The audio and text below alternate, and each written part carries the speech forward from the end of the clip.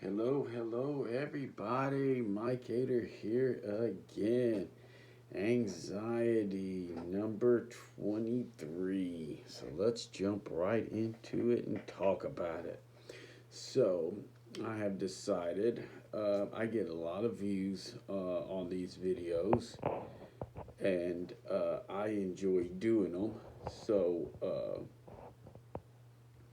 what I done was I just keyed anxiety into YouTube, and this is the third time I've done this, and I found a video. It was the third one down, so I guess it's the third most popular, or the number three in YouTube's algorithm, and it's called Generalized Anxiety Disorder: Causes, Symptoms, and Treatment. Now, I've heard of generalized anxiety disorder, but there's a short term for it. It's called GAD, GAD for short. So yeah, and this is by a channel called Osmosis, and it has 1.7 million views.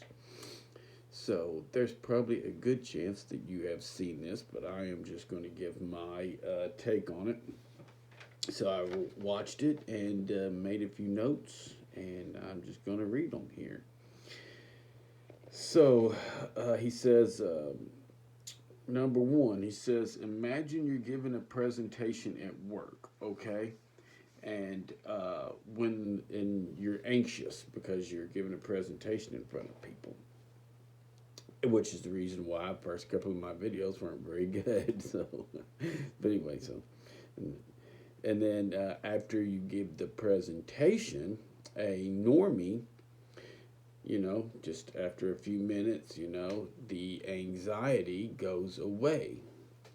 But he says for 3% of us, the anxiety doesn't go away. In fact, it persists and sometimes can get worse. I can't relate with the presentation thing. That a type of anxiety would just go away for me. The type of anxiety for me that will not go away, or used to wouldn't go away. I can make it go away now. Is just a physical feeling in my body that makes me feel like I'm not in control of my body. But anyway, and also the 3%, I thought on the number one video, I heard that it was 14%. I could be wrong on that. But for some reason, that's in my mind, and I thought it was much higher than that, and I would almost guarantee anxiety is more than 3%, but who knows? But anyway, so he gave that analogy, and then he said that anxiety can cause chest pain and nightmares. As far as the chest pain, absolutely. I can relate with that 100%. That's my biggest thing, is the chest pain and the stomach discomfort. He also says nightmares. That hasn't been my experience. It's not that I've never had nightmares, but it's just not something that is very common for me. Oh, those, no worry.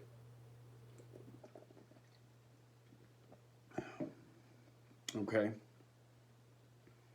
He said also that anxiety can make you not want to leave your house. Bingo, nailed it. That's one thing that it absolutely done to me, was made me want to lay on the couch and drink alcohol. Yeah, let's see.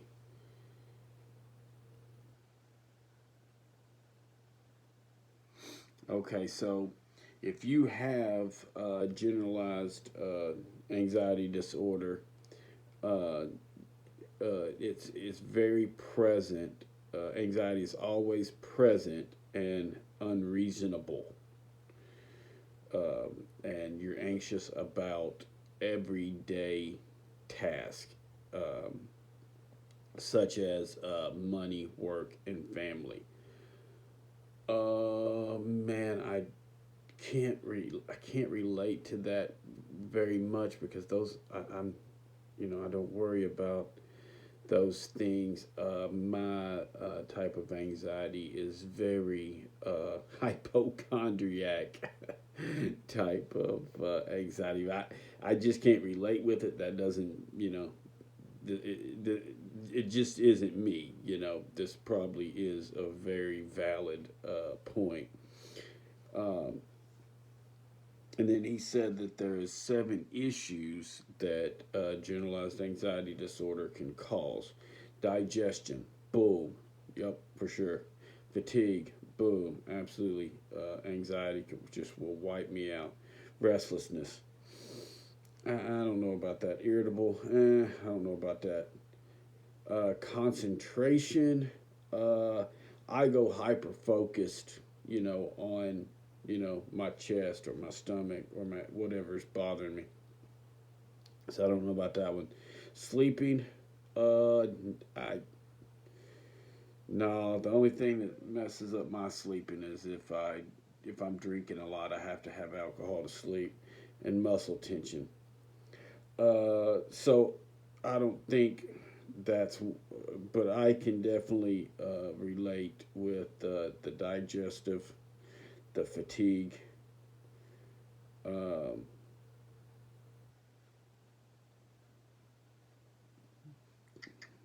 the chest pains. I could definitely relate with those three. Out of the, I guess he's given 9 at this point, and I can relate with 3 of them that he gave. Okay, and he says that there is a test that you can, I guess, give yourself. It's called DSM, and basically, he said DSM-5. He said if you have anxiety for more than 6 months, boom, that's number 4. Hard to control anxiety, boom, number 5. If you have 3 or more of the above, well, I got 5 out of the 3. It could possibly have more. I just didn't necessarily understand what he was talking about. Uh, if anxiety it tries to stop you from daily life, I don't know that. I guess that's number 6 because it definitely did that. Uh, if you're anxious and you don't have a drug problem, now I've never had a drug problem, quote unquote. I've always just been a drinker, which I consider a drug. So give me 7. uh, okay, and if your anxiety can't be explained away by another mental disorder, and I'm going to guess that's depression. I don't have that. Uh, so I don't have enough to know about that. So I'm going to give myself 7, maybe 8, maybe 6. But anyway, so there's your test. And the cause, I don't agree with. He says the cause is genetic. And he also says that women are twice as likely. I definitely think anxiety can be genetic. But I also think trauma on the brain is probably my number one reason for. Just my opinion. I'm definitely not a doctor. Trust me. I'm just a guy who's dealt with this for 22 years and have learned and forgot more about this thing than. Well, we'll just leave it at that. I've learned and forgot. But so women being twice as likely have no idea. Uh, okay, he says the treatment for all of this is either therapy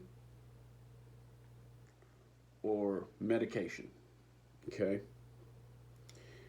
Now, he says that therapy is the best in the long run because medication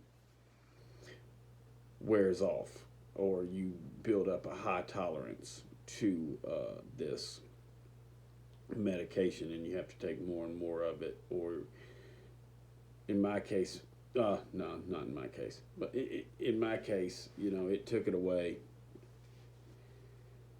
And then me and the doctor decided to wean me off of Paxil, and then you know, it came roaring back. So if you ever try to get off of it, it's definitely coming back. You know, in my experience and in my opinion. But you know, the therapy, I've actually never been to a therapist for anxiety. Not hard headed. I may have to try that at some point in time. I cleared my own brain out, you know, using, you know, cognitive dissonance or whatever. I just was my own therapist, basically. I'm a clear, you know, and if I was sitting with you, I could probably tell you every time you tell me something, I could probably tell you what the faulty thinking was and the thinking that you need to put in. The reason why I'm confident I could probably do that is because I had a mess going on up here, okay? And just a ton of faulty programming that I didn't put in there, that somebody else put in there at some point in time. And that could be the genetic, you know, aspect of it. I don't know. But look, this video is getting really long. This video, I recommend you watch it.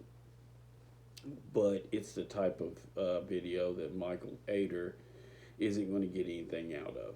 And the reason why, you know, no.